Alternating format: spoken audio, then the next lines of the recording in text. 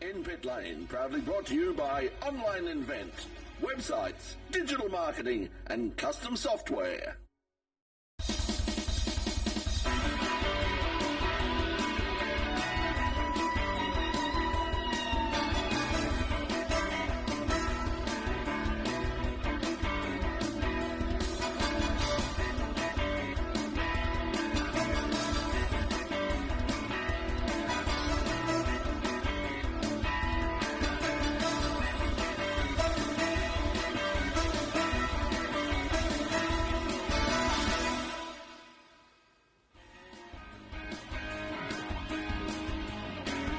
Hello everybody and welcome to another edition of In Pit Lane, coming to you from Studio A here in RMIT in the heart of Grand Prix City, Melbourne. Now, coming up this week on the program, it's a busy week. Joining Doc and myself is a man who will be familiar with face and voice if you watch television over the last sort of 3-4 decades or more. You will know the name Neil Kearney. Well, Neil has just written a fabulous book on the history of the Longford races in Tasmania. He's an old Longford boy and we're going to find out all about that a little bit later on in the program. But right now, in the time-honoured tradition, it's time for me to say, ladies and gentlemen, it's been a big weekend in motorsport. Let's check it out. This is the In Pit Lane Motorsport News.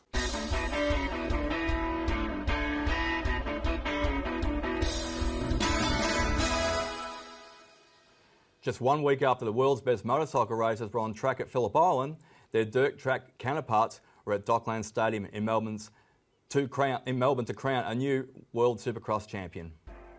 Marvel Stadium was transformed for the racing with more than 6,000 tonnes of dirt, more than 5,000 railway sleepers and almost 2,000 steel prop supports in the lower level car park to create the spectacular track. German rider Ken Rosen walked away as the new World Supercross champion after finishing second in the World Supercross Australian Grand Prix. It was a fun race though. I love putting on a show for these guys.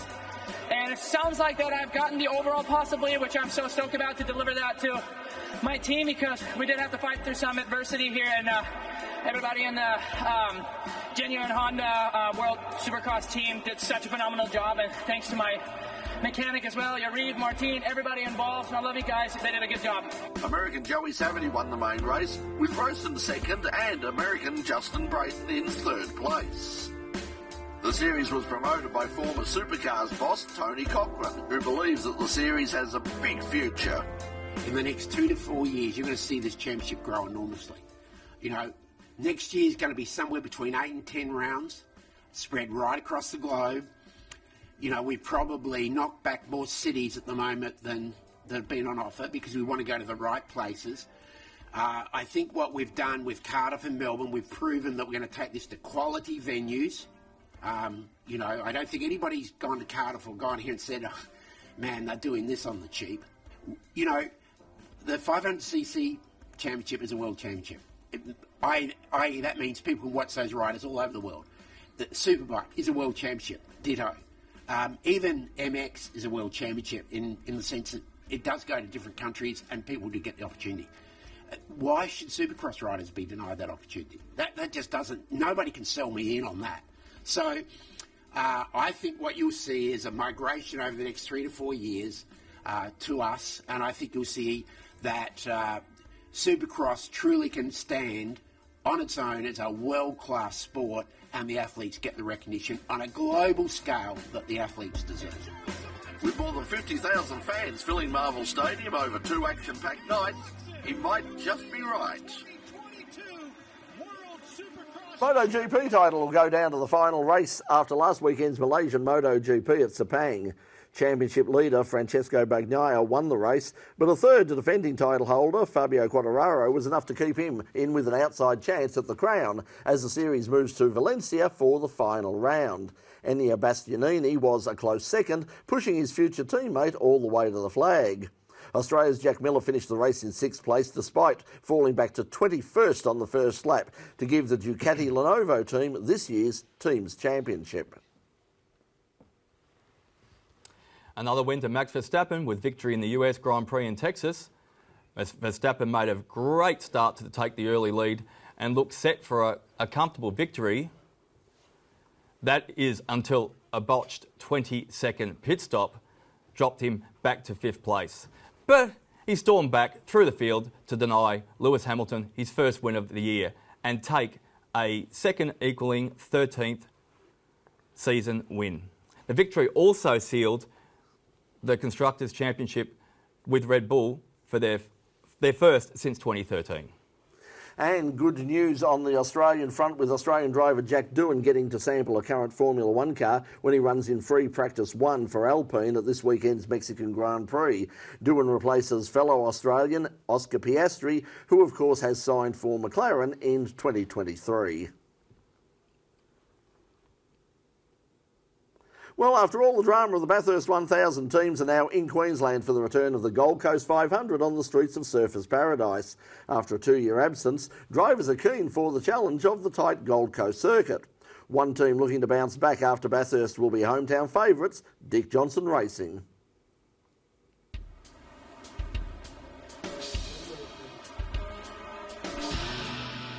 Gold Coast is pretty awesome.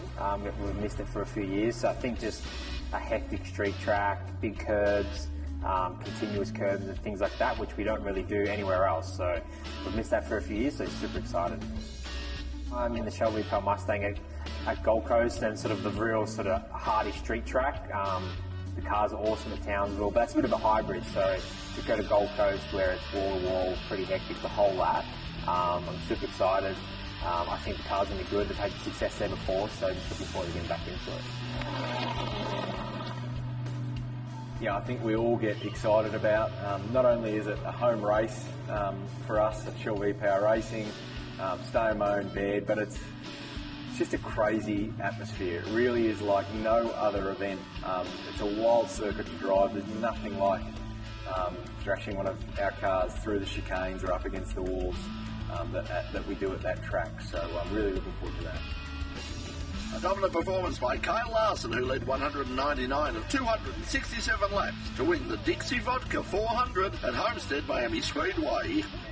It was far from a drama-free race for Larson, however, who was involved in this scary pit lane incident when he spun the car of Martin Truex into his pit box. Thankfully, the Truex team were quick on their feet, getting out of the way without injury, before completing the stop with the car facing the wrong way. There was no penalty for Larson, though, and he cruised on to a comfortable win over Ross Chastain and AJ Allmendinger. I am so happy for you, Kyle. So happy for you. Congratulations to Dean Ty on his win in the 2022 Australian Hill Climb Championship.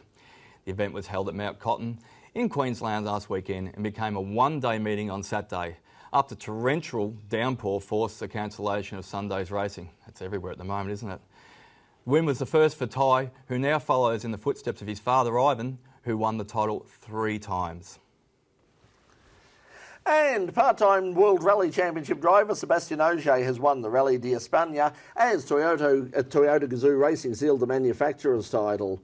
The 8-time title winner, alongside first-time winning co-driver Benjamin Velez, secured victory by 16.4 seconds ahead of Hyundai Motorsports' Thierry Neuville, with the 2022 champion Kaylee Rovanpera making it a double podium for Toyota.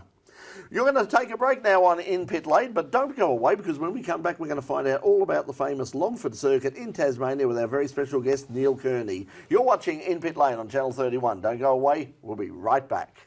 Get the phone ringing for your business with website development and SEO services from Online Invent. Visit onlineinvent.com.au. Thank you once again to Online Invent. As we say every week, without Online Invent we would not be back for a series here on In Pit Lane. Of course, it does cost money to actually produce this program every week. I know that it doesn't always look like it, but trust me, it does. I mean, trust me, we have proof now. Neil Kearney saw the pizza boxes tonight, empty pizza boxes, so he knows how expensive this is.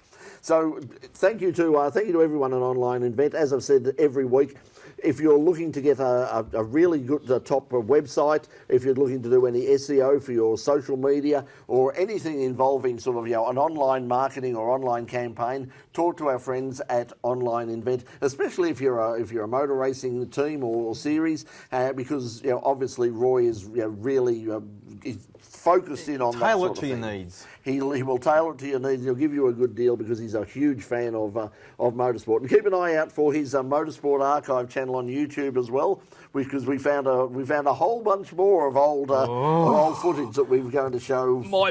My back's still feeling it. You were right. You were right. I was using muscles that I haven't used before. There's a lot. When I said there was a lot of tapes, you know how many there are. We now. scratched 16 boxes worth. Scratched the surface. No, 20 in total. We've done down, 4. We're down to 6 now. Left. We've scratched the circus.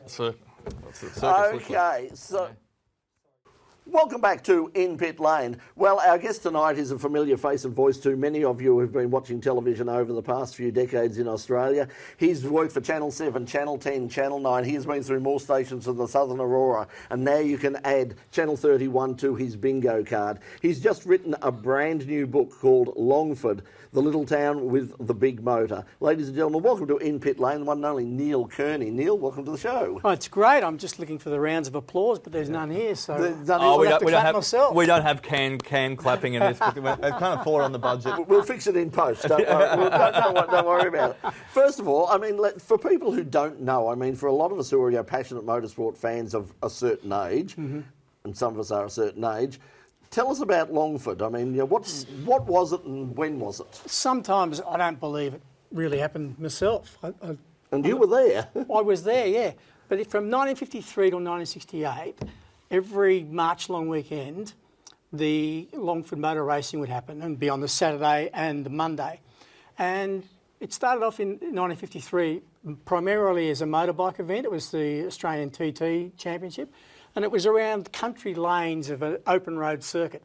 So the circuit, as you're looking at the pictures there, it was a circuit with a couple of wooden bridges, with tree lined, with culverts. Hay bales is the only safety measure, really. It was a normal country road. And they'd stop the racing and for half an hour and let the traffic through on the same road as where the Formula One cars were racing. Our school bus would go through, wave as they go past, and there'd be Graham Hill and Jim Clark sitting there on the roadside waiting. Yeah. There was a railway crossing on the circuit, and there were several times when the races had to be stopped so that because trains were stopped at the railway station. A Formula One car wouldn't go very well across those tracks now, would it? No. There was several occasions where they all were sitting there idling like that, going, get going, and a train driver actually stopped and took photos of the racing cars, thinking how exciting it all was. It was something that was completely out of this world, really, for a country town in Tasmania to achieve the status that it did. In the 1960s, every World Formula One champion of the 1960s came to Longford. So it's incredible. It's like I said to someone today. I said it's like Max Verstappen and Lewis Hamilton coming and racing around the streets of Wonthaggi. Yes, it's insane, isn't it? What attracted them? Well, I guess it was their off season. So in Europe, you couldn't do anything in those days. So they all came out for what they called the Tasman Series, which was in New Zealand and in Australia, and it was a lovely time of year for those guys to get themselves warmed up, get themselves tuned, have an enjoyable occasion. So they would come out. Guys like, they would have a cricket match on a local property between Australia and the world. So you'd have, Graham Hill and Jim Clark. Not many of them were very good sportsmen either, just quietly. But they'd go water skiing on the local river. Sounds like a holiday. They just loved Australia. I think my favourite memory was 1 year only. I was a paper boy, and of a Saturday night, in the local pub, I would go around selling the Saturday night paper, the local edition of the paper. And the drivers would be in the pub with the locals, with all the marshals, and they'd be chatting about the day's events. And you'd hear Jackie Stewart would buy a newspaper off me. And he would then rag Jim Clark about their results for that day, stuff like that. It was so Mickey Mouse and so tiny. I remember in 1966, Jack Brabham became Australian of the Year, and it was presented to him at Sandown on the Sunday. The following Wednesday, 3 days after he'd been presented with his Australian of the Year trophy, he came to the local primary school at Longford, and had his photos taken with all the kids, including me, signed autographs, and he would do it every year. Jack Brabham was kind of almost to the point, he was Longford's god, and everyone loved Jack Brabham. He was the kind of the real legend of the event. But this, if I could show you guys, which is going to be very small, so you'll need to get a close-up later on. do that for you. But that little badge there was the badge that was a kid's admission pass into the racing. So Jack came to Longford so often that after a while he could go into the shop at Longford and people wouldn't actually double take. You know, they go, oh, g'day, Jack, and how's it hanging and all that sort of stuff. Which I know Jack would have really liked, I mean, because he was very a self-effacing person, wasn't he? He was, and he loved Longford. He absolutely loved the fact that it was so hokey and friendly. It humanised superstars, and I think there's obviously the sportsmen of that era were so different. Jeff Duke was the first one, the motorcycle world champion. But people like Jackie. I've spoken to Jackie Stewart in recent years because I worked on the Adelaide Grand Prix with him. And he would say things like, we just loved the fact that it was normal. And there was so many normal Australians. One day there was a guy named Peter Maudsley, who was a local driver. He had a little caravan. It was raining and he got a knock on the door from his caravan and he opened the door and there was the world champion, Graham Hill. And he invited Graham Hill in for a cup of tea. Things like that. It was very country, it was small town, and that's what made it such an infectious event. Now, how is it sort of remembered nowadays? I mean, I know that they have, for a while there, it was sort of, it was almost forgotten about, but now they're really embracing it again, aren't they? I mean, the local pub, and there are events which sort of celebrate the history of Longford down in Tasmania. In March, they have an annual event where they now have it's called a Grand Prix Expo. They are cherishing the history, and I think probably because many of the participants are now in the 70s, 80s, 90s even. So there's a lot of history to cherish, but it is an amazingly big event. It was the biggest event on Tasmanian soil ever held. And I think it was something that we really, even though the circuit no longer exists, parts of the circuit do. The pub still exists. In fact, this pub was a landmark, and that's where the book will be launched in late November, in the pub. Yep. And the pub's still a great feature for the visitors to the town. Well, stay with us. We're going to take a break now on In Pit Lane, but when we come back, we'll find out more about the book and also, more importantly, how people can get hold of it. But right now, Neil, thanks for joining us. We'll take a break here on In Pit Lane, and when we come back, more from Neil Kearney and also music from our band Suite Chanceler. This is In Pit Lane. Don't go away. We'll be right back. Okay, can we get our band into position? And while they're getting back into position, yeah, we went down. In fact, next week, I've got to give it a plug. Next week, instead of us, because it's Melbourne Cup Day, of course, we won't be in here. And we've got a special on. We got a special on Baskerville. We went down for the Baskerville Historics. Yeah, took your gumboots, didn't you? Took the gumboots. Yeah, it was pretty wet, wasn't it? It was very wet that went down there. But yeah, we went down to Baskerville, and we didn't have a chance. We were so busy. We basically flew in on the Friday, went straight to the track and then flew straight Really went to out. West Point Casino and spent... Yeah, exactly. Well, we stayed at the West Point Casino. That was very nice. A lot of people enjoyed it very much, though, didn't they? It was a great. I'm going to put your pack just on your... It was a fabulous... Okay. It was a fabulous weekend. And I'd always wanted to go to Baskerville. I'd never been there before. Yeah. It's one hell of a secret. It's a fabulous little circuit. They've got a strong motor racing culture down there. Oh, yeah. A lot of it's built around Longford because of that historic... Well, John Bow was sort of saying when they put this, said, that's, my father, used to take me there, and, like I remember as a really little used to collect cordial bottles. So you've sequentially dated in order too, mate. Yeah, to make sure you... I just saw when you were flicking around there, the name Stillwell there. Dave Stillwell, Bib's grandson, is a part. We do a live YouTube pre-show every Thursday night before the show goes to work or full course. And Dave's a regular on that.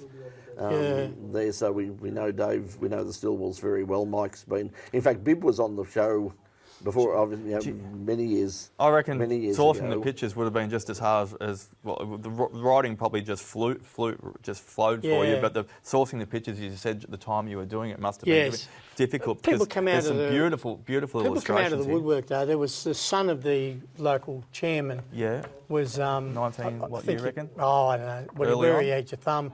But he took a whole lot of photos.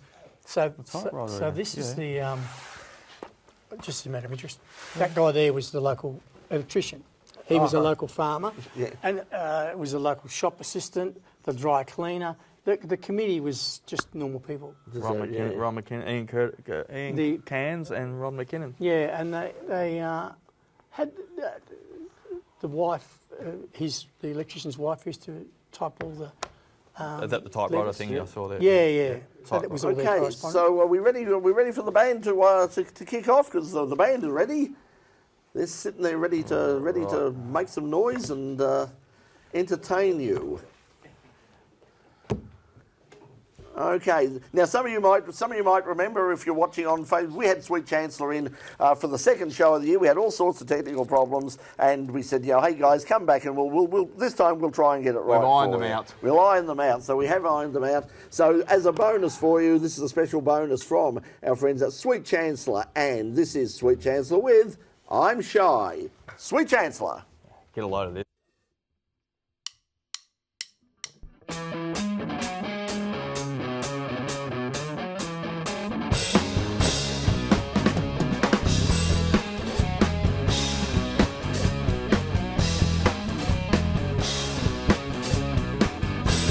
When I met you, I feel like I am Tokyo. I wish to have you all day. What went on is real life, and I'm bored. Oh no, where are you? My dream did not come true. Every time I see you, I want to stick around, but all that I can do for you to look at me. I'm like a ghost who passed through me. I'm here every day, can't you see?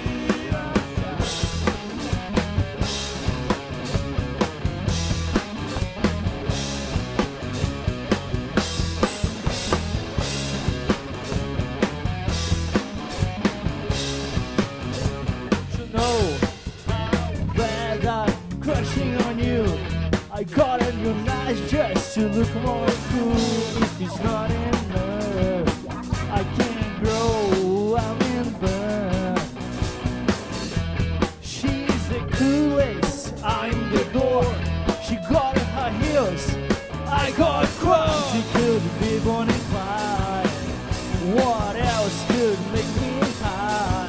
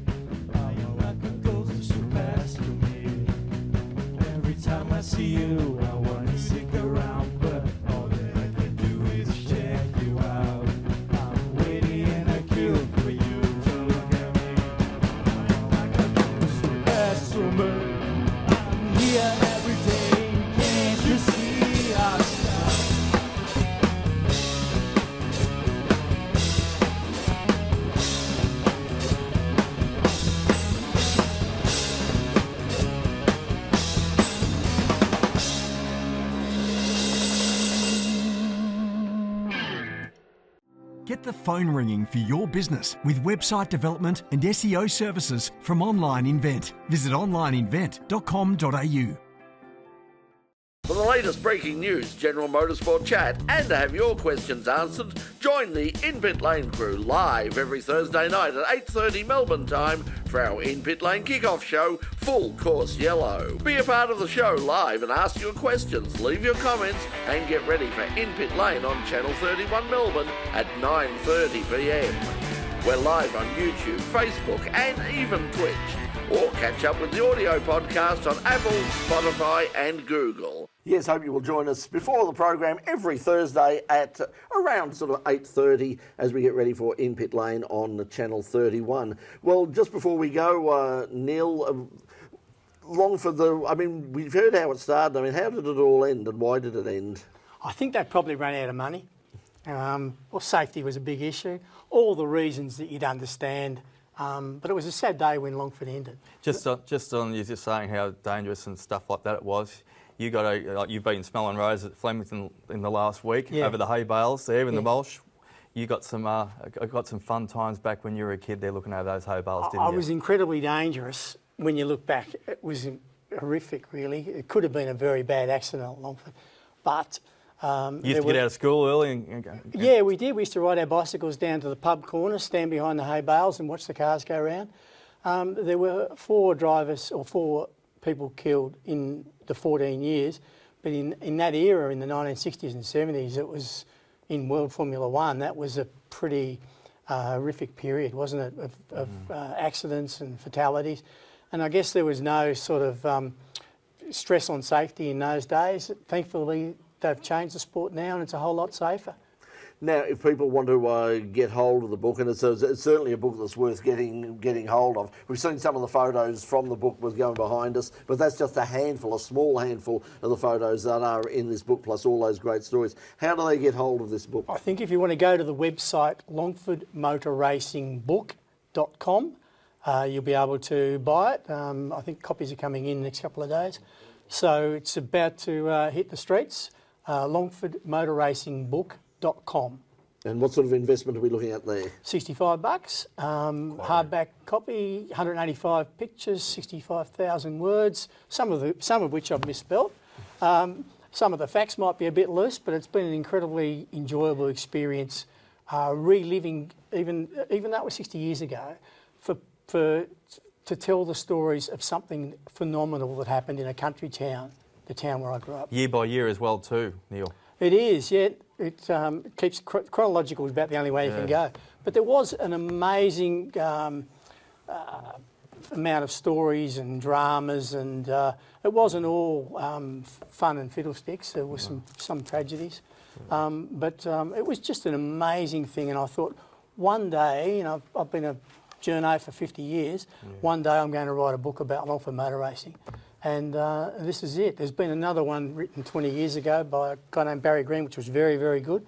But this I've written from the perspective of being a Longford kid. And it was an amazing time. All the local farmers had become marshals. My father was a shearer. He'd be standing out holding the flag, trying to stop Jack Brabham to slow down or whatever. It was incredible. There was 300 local people. Good luck doing that. 300 volunteers, all local people from all over the island. It's incredible when you think about it, and to be a part of it must bring back some memories and reliving this. Thanks for coming in and joining us tonight. I'm incredibly proud of Longford. Yeah. I'm incredibly proud of what they achieved in the 1950s and 60s. And this is my tribute to them. Magnificent, Neil. Well, terrific book, and thanks for coming in and talking about it. But for now, Neil Kearney, thanks for joining us in Pit Lane. Thank you. And speaking of Tasmania, now next week on the program, a special edition of In Pit Lane, because we were down in Tasmania just recently, or we being Jason and myself, and we wandered down to the historic Baskerville, a fabulous track, a wonderful little track. And next week on the program, a special half-hour edition of In Pit Lane from the historic Baskerville. We've got interviews with all sorts of people, Garth Winston, Johnny Walker, Charlie O'Brien, a whole bunch of people who were at that meeting. So it's next week on the program for historic Baskerville. Now, to take us out tonight, our band Suite Chanceler is going to join us once again. They were here a couple of weeks ago, and they're going to take us out with a live version of the program. We had to do a bit of massaging of their last appearance here, but tonight you're going to hear them as they should be heard, live, 100% live. This is Suite Chanceler and Muscle Car. Until we see you next week, good night.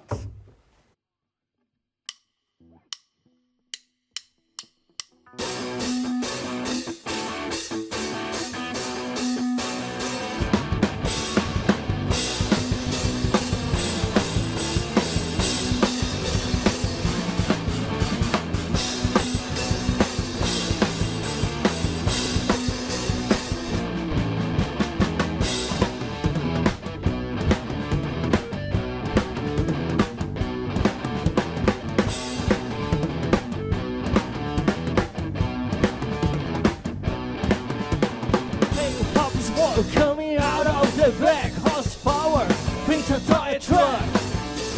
Driving a dark wood train and my pulse is pumping. That is insane. The more I'm putting out the pressure, in my blood runs only pleasure. Eyes are blinking, pedal to metal. Leave me with the dust, finish the battle. Oh God, 200 k's per hour. Pay all my tolls and highway to hell.